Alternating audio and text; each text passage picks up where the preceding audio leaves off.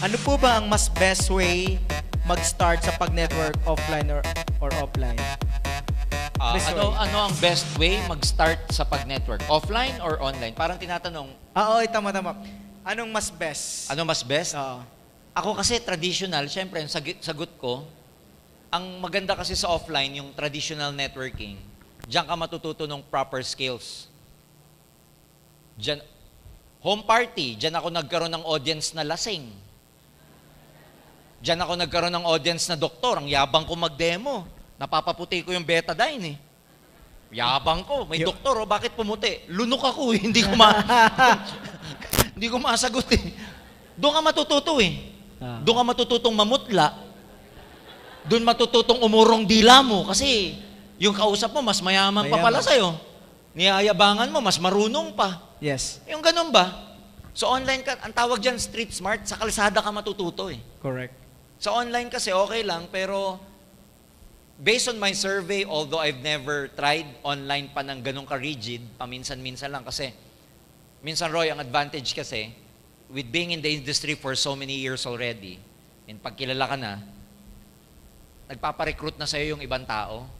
Hindi na yung tayo yung nagre-recruit, nagpaparecruit. May na. lumalapit na kumbaga. Sometimes I have prospects in Dubai, in Saudi. So, tinuturuan ko lang. Hindi ganun ka-rigid. Hindi katulad nung iba talaga nakatutok. Pero based on my survey, mas effective ka daw sa online pag nakaranas ka ng offline for a while. Yes. Yun Actually, ang, sir, actually, oo. lahat ng mga galing sa offline, ay sa online, kasi nag-offline muna sila. Yes, So, ang best way pa rin, offline pa rin. Yung traditional pa rin. Kasi, doon mo mako-conquer yung emotions mo. Doon ma-overcome yung fear mo. Doon lahat eh. Doon ka matututo ng mga proper skills. Doon ka mapapahiya. You'll get the taste of being rejected. Doon lahat. Kaya for me, the best way, bago kayo mag-online, have at least a slight experience of how to do it manually. Traditional yung offline. Saka yung mga nag-online, mag-offline kayo.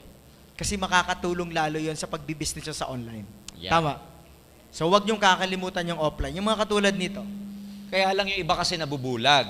Since alam nila, mas madali sa online, sumasalang na kagad sa online. Learn the basics first. Lagi ko nga sinasabi, you have to be brilliant on the basics. Hindi ko sinabing good, You have to be brilliant on the basics.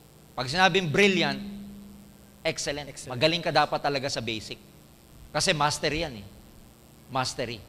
So you have to be brilliant on the basics. Paano ka magiging brilliant on the basics kung online ka kaagad? So sa offline, maranasan mo lahat sa offline. Doon ka matututo.